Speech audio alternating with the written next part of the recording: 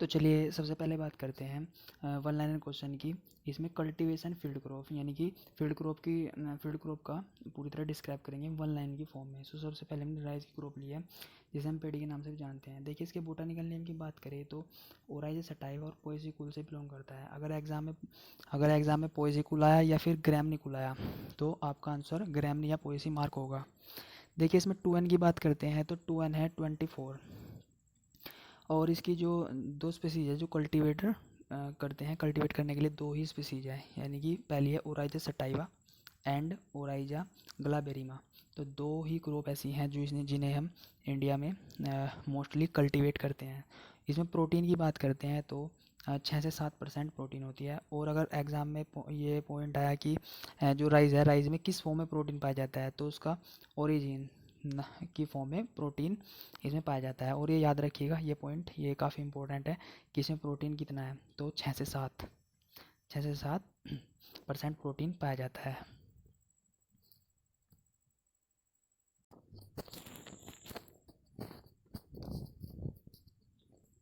देखिए ये इसकी सभी अलग अलग स्पीसीज है, जैसे इंडिका, जापोनिका और जवानिका, ये सब इसके अलग अलग स्पीसीज हैं।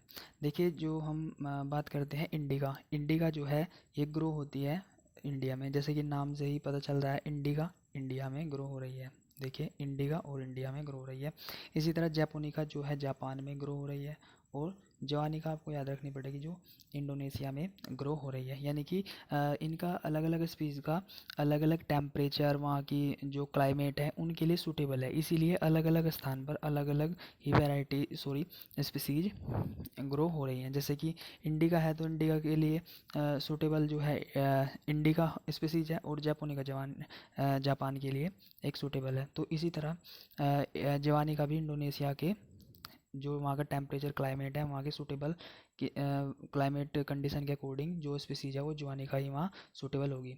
इनमें याद रखने की जो स्पीसीज है वो है जवानिका, जो इंडोनेशिया में ग्रो होती है। देखिए तो हम नाम से याद रख लेंगे, ठीक है। अगर हम राइज के इन्फ्लोरेंस की बात करें यानी कि इसके पुष्पक्रम की बात करते हैं, तो इसे पैनिकल पैनिकल के से नाम से कंसिडर किया जाता है। इसके लिए ऑप्टिमम टेम्परेचर की बात की जाए, राइज के optimum temperature for good rice growth के लिए, तो इसके लिए टेम्परेचर होगा 30 से 32, सॉरी है यहाँ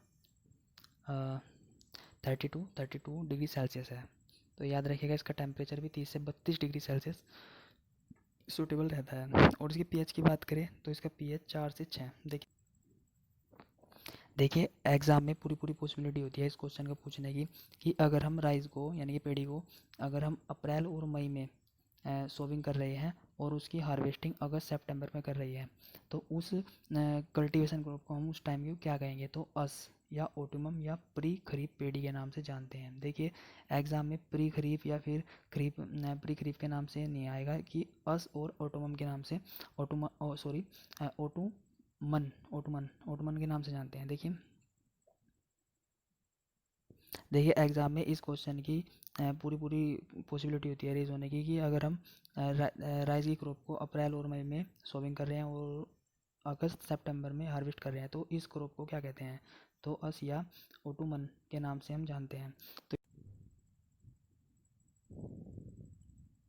और इसी तरह ये क्वेश्चन है, अगर हम धान की क्रॉप को जून जुलाई में सोविंग कर रहे हैं और अक्टूबर में हार्वेस्ट कर रहे हैं, तो इस क्रॉप को क्या कहते हैं, तो देखिए अमन खरीफ या अगहनी के नाम से जानते हैं। तो याद रखिएगा ये भी काफ़ी मोस्ट इंपॉर्टेंट क्वेश्चन है, कि अगर जून जुलाई में सोविंग कर रहे हैं तो उस क्रॉप को क्या कहेंगे, तो अमन या खरीफ अगहनी के नाम से जानते हैं। और इसी प्रकार एक क्वेश्चन है, सोविंग अगर पेड़ी की हम जनवरी और फरवरी में कर रहे हैं और हार्वेस्ट अप्रैल मई में कर रहे हैं, तो उसे क्या कहेंगे, बोरो या समर स्प्रिंग के नाम से जानते हैं। देखिए ये क्वेश्चन 3 जो है इनमें से पूरा एक क्वेश्चन रेज होने की पूरी पॉसिबिलिटी होती है। तो इन क्वेश्चनों को अच्छी तरह रिवाइज कीजिएगा और याद कीजिएगा। और अगले क्वेश्चन की ओर बढ़ते हैं। चलिए बेस्ट सिस्टम राइस कल्चर के लिए क्या है, यानी कि सीड की सोविंग करने के लिए क्या है, तो ट्रांसप्लांटिंग इसके लिए बेस्ट जो ट्रेडिशनल मेथड है हम वही अपनाते हैं। और क्वेश्चन एग्जाम में ये पूछ सकते हैं कि राइस की क्रॉप के लिए कौन सा मेथड यूज़ करते हैं सोविंग के लिए, तो वहाँ ट्रेडिशनल होगा, तो फिर हम यानी कि ट्रांसप्लांटिंग का मतलब ट्रेडिशनल ही है, तो अगर ट्रेडिशनल होगा तो वहाँ पर आप अपना आंसर सही ऑप्ट करेंगे। और चलिए अगले क्वेश्चन की ओर बढ़ते हैं। देखिए अगला क्वेश्चन क्या है, the tillage important most suitable for rice cultivation. Rice cultivation के लिए मोस्ट टिलेज कौन सा सूटेबल है, तो पावर टिलेज। देखिए पावर टिलेज ही इसके लिए, क्योंकि राइस क्रॉप में क्या होता है, कई बार बहुत सी सारी प्रैक्टिस करनी होती है जो राइस क्रॉप के लिए, तो इसमें पावर टिलेज यानी कि अधिक टिलेज का हेल्प से खेती की जाती है। तो चलिए अगले क्वेश्चन की ओर बढ़ते हैं। देखिए इसमें होलिंग परसेंटेज, ये भी काफ़ी इंपॉर्टेंट क्वेश्चन हो जाता है। होलिंग परसेंटेज कितनी है, तो 70 से 75% होलिंग परसेंटेज, याद रखिएगा। Hulling percentage in of rice is, answer is 70 से 75% होलिंग परसेंट होती है। तो चलिए अगले क्वेश्चन की ओर बढ़ते हैं। देखिए जिस प्रकार गेहूं की क्रॉप में एक जीन है नोरिन 10, इसी तरह राइस की क्रॉप में भी एक जीन है इसकी ड्राफ्टनेस का। तो एग्ज़ाम में डायरेक्ट क्वेश्चन रेज होने की पूरी पूरी पॉसिबिलिटी होती है कि जो राइस है उसमें ड्राफ्टनेस के लिए कौन सा जीन पाया जाता है, तो आंसर आपका डी जी वोन जीन, तो आंसर ये ऑप्ट होगा। तो सही आंसर अपना ऑप्ट कीजिएगा। चलिए आगे बढ़ते हैं। चलिए अब इसकी वैरायटी की ओर मूव करते हैं। देखिए वैरायटी क्या है, अगर आपको एग्जाम में क्वेश्चन आया कि first inter vertical cross varieties कौन सी है, तो आंसर जया, जो TN1 और T141 से क्रॉस से मिलकर बनी है। तो याद रखिएगा first inter vertical variety Jaya. और सेकंड क्वेश्चन है जो राइस की मिरिकल राइस, यानी कि मिरिकल राइस को मिरिकल राइस जो है वो किस वैरायटी के नाम पर है, तो आंसर इसका IR8 होगा, यानी कि IR8 को हम मिरिकल राइस के नाम से भी जानते हैं। अगले क्वेश्चन की ओर मूव करते हैं। नॉर्मली राइस ट्रांसप्लांटेड एट, यानी कि जो नॉर्मली राइस को ट्रांसप्लांट करने के लिए, यानी कि जब हम नर्सरी की बुआई कर देते हैं उसके लगभग 21 से 25 दिन बाद आप अपने ट्रांसप्लांट कर सकते हैं, जब तक हमारे प्लांट पर 3 से 4 लीव भी आ सकते हैं। एग्जाम में ये भी पूछ सकता है डायरेक्ट कि नॉर्मल क्वेश्चन ये होगा, normal rice plant is transplanted at, और वहाँ पर 3 से 4 लीव स्टेज होगा, 5 से 6 लीव स्टेज होगा, तो आप सही ऑप्ट कीजिएगा 3 से 4 लीव स्टेज। तो ये 21 से 25 दिन बाद ट्रांसप्लांटिंग के लिए रेडी हो जाती है। अगले क्वेश्चन और चलते हैं। Under SRI method in rice transplanted head, तो SRI मेथड के अंतर्गत अगर आपने अपनी नर्सरी तैयार की है, पौध तैयार की है, तो 10 से 12 दिन बाद ही सॉविंग के लिए रेडी हो जाती है, 10 से 12 दिन बाद, याद रखिएगा। अगले क्वेश्चन की ओर मूव करते हैं। देखिए SRI डिनोट्स, SRI की फुल फॉर्म क्या है, सिस्टम ऑफ राइज इंटेंसिफिकेशन, तो याद रखिएगा इसकी फुल फॉर्म भी कई बार एग्जाम में पूछ ली जाती है। चलिए नेक्स्ट क्वेश्चन की ओर मूव करते हैं। क्वेश्चन ये काफ़ी यूनिक है कि डपोंग जो डपोंग मेथड होता है इसका ट्रांसप्लांटिंग का, वो कहाँ से डेवलप हुआ, प्रिवलेंट हुआ, यानी कि फिलीपींस से हुआ। तो याद रखिएगा काफ़ी यूनिक क्वेश्चन है। चलिए अगले क्वेश्चन की ओर मूव करते हैं। क्वेश्चन आ सकता है कि the nursery area required for providing seedling for transplanting 1 Hector, यानी कि 1 हेक्टर, तो 1 हेक्टर के लिए लगभग कितनी एरिया की ज़रूरत होती है नर्सरी के लिए, तो 1000 स्क्वायर मीटर, यानी कि 1/2 टन की। अगर आप 1 हेक्टर की नर्सरी, सॉरी 1 हेक्टर में फील्ड क्रॉप लगाना चाहते हैं, तो आपको 1000 मीटर वर्ग स्क्वायर का एरिया की ज़रूरत होगी।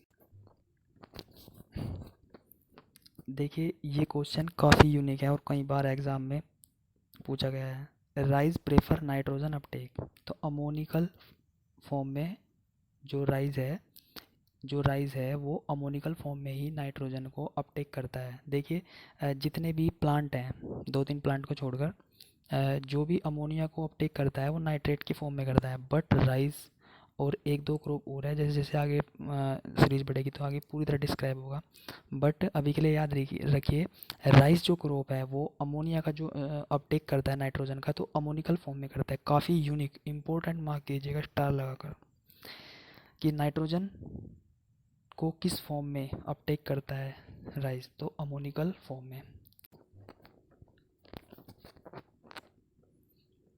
देखिए ये क्वेश्चन काफ़ी यूनिक है और एग्जाम में कई बार पूछा गया है कि नाइट्रोजन जो राइस है वो नाइट्रोजन को किस फॉर्म में ऑब्जर्वेशन करता है या अपटेक करता है, तो अमोनिकल फॉर्म में। इसे क्वेश्चन को स्टार मार्क लगाकर नोट कीजिएगा कि राइस जो है नाइट्रोजन को किस फॉर्म में अपटेक करता है या ऑब्जर्व करता है, तो अमोनिकल फॉर्म में यूज़ करता है।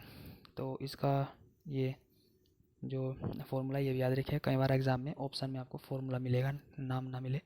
तो अगले क्वेश्चन की ओर मूव करते हैं। देखिए, the best fertiliser for top dressing rice. Top dressing मतलब छिड़काव में जो आपके लिए सूटेबल फर्टिलाइज़र होगा वो होगा अमोनिकल सल्फेट। तो याद रखिएगा, काफ़ी यूनिक है।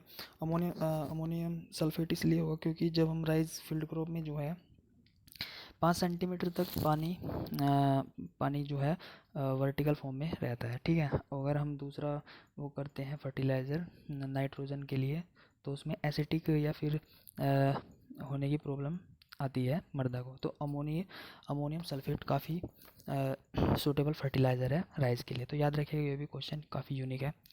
चलिए अगले और क्वेश्चन की ओर मूव करते हैं। देखिए, रिकमेंड जो है राइस क्रॉप के लिए एनपीके की डोज जो है 100, 60 और 40 एक हेक्टर के लिए। तो याद रखिएगा, ये भी क्वेश्चन यूनिक है, 100, 60, 40।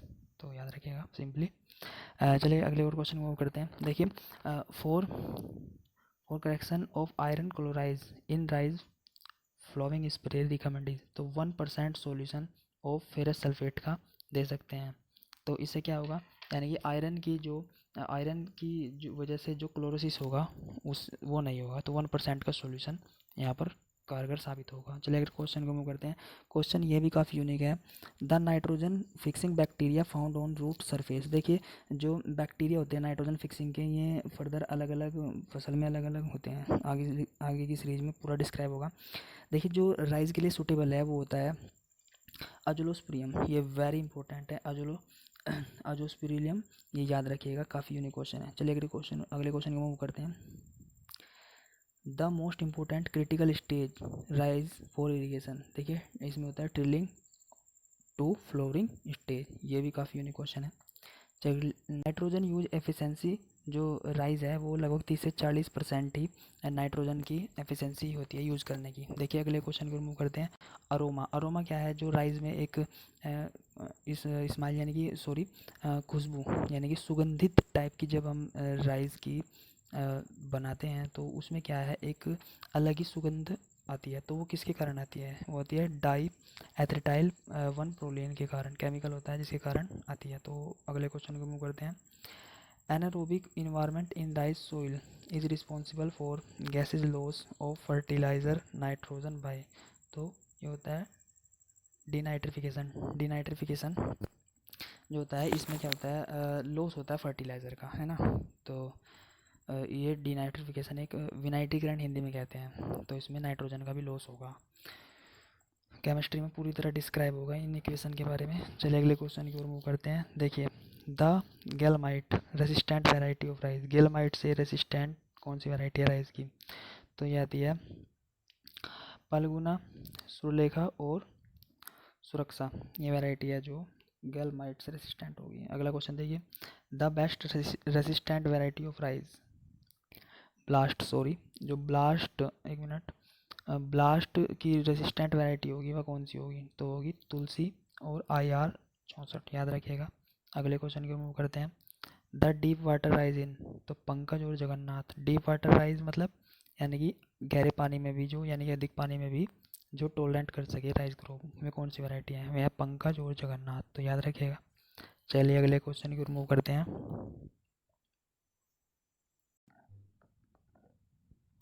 इसमें एक क्वेश्चन और अपने नोटबुक में नोट डाउन कीजिएगा कि सुपर राइस की वैरायटी कौन सी है, तो ल्यूनिसरी जो वैरायटी है वो सुपर राइस की है। तो याद रखिएगा, नोट डाउन कीजिएगा। चलिए अगले क्वेश्चन की ओर मूव करते हैं। देखिए, गैस एस्टिमेटेड फ्रॉम राइस, यानी कि राइस फील्ड से कौन सी गैस निकलती है, तो होती है मेथेन। इसका सूत्र याद रखिएगा, कई बार फॉर्मूला से भी क्वेश्चन पुट अप होने की पूरी पूरी पॉसिबिलिटी होती है। देखिए, वीड कोज यानी relativity more loss rice productivity when it is, तो डायरेक्ट सीडेड। तो most dominated weed species in rice field, so answer is echinochloa species का जो एक वीड होगा वो इसके लिए पूरी तरह डोमिनेटेड होगा, यानी कि इसका ऑब्जेक्टिव यूज होगा। तो देखिए common herbicide use rice field में सामान्यतः कौन सी हर्बिसाइड यूज़ करते हैं, तो होता है अर्निलोफोस और ब्यूटाक्लोर, ब्यूटा इनका यूज़ करते हैं। और polish percentage in rice, very important question, 2%। Polish percentage rice के ऊपर जो पॉलिश होगी वो कितने परसेंट होगी, 2% होगी। क्वेश्चन काफ़ी यूनिक है। खेरा डिजीज़ किसके कारण होता है, जैडन, ये आप सबको पता होगा। चलिए अगले क्वेश्चन की ओर मूव करते हैं। एग्जाम में कई बार रिपीट हुआ है ये क्वेश्चन कि इकाईकोचित डिजीज़ जो है वो किसके कारण होता है, तो H2S, टॉक्सिसिटी, याद रखिएगा यहाँ टॉक्सिसिटी की बात यानी कि अधिकता की बात कर रहे हैं। तो H2S हाइड्रोजन सल्फाइड के कारण, अधिकता के कारण ये डिजीज़ होता है। वाइट आइज ऑफ राइस इस खोज बाय, यानी कि जो वाइट आइज है वो किसके कारण होता है, तो ये है एफी डेफिशिएंसी, एफी डेफिशिएंसी के कारण वाइट आइज डिजीज़ होता है। याद रखिएगा, काफ़ी इंपॉर्टेंट क्वेश्चन है, स्टार मार्क कीजिएगा। वाइट आइज यानी एफी डेफिशिएंसी। क्वेश्चन ये भी काफ़ी यूनिक है कि head hurt and white ear in rice के कारण होता है। Yellow stem borer, yellow stem borer जैसे इंसेक्ट है जो लगा और वाइट ईयर दिखाई पड़ता है और उसका हेड जो है वो हर्ट डेड हो जाता है।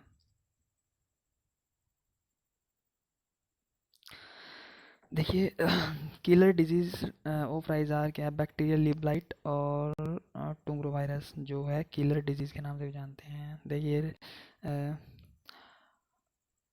हाइग्रोथर्मल procedure of rice with saving vitamin B twelve यानी कि राइबोफ्लाविन के नाम से जानते हैं।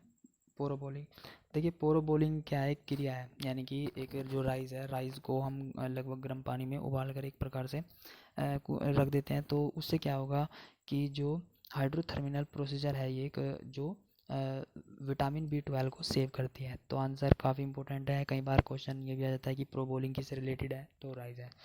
तो हमारा सेशन आज का यहीं से समाप्त होता है। अगर हमारी वीडियो अच्छी लगी हो तो एक लाइक दीजिएगा और अपने फ्रेंड में शेयर कीजिएगा ताकि उनका भी बेनिफिट हो सके। और अगर आपने हमारे चैनल को सब्सक्राइब नहीं किया तो प्लीज़ सब्सक्राइब कीजिए और बेल आइकन को प्रेस कीजिए ताकि हर वीडियो का नोटिफिकेशन आप तक पहुंचता रहे। और मिलते हैं नेक्स्ट पार्ट में। Thank you so much.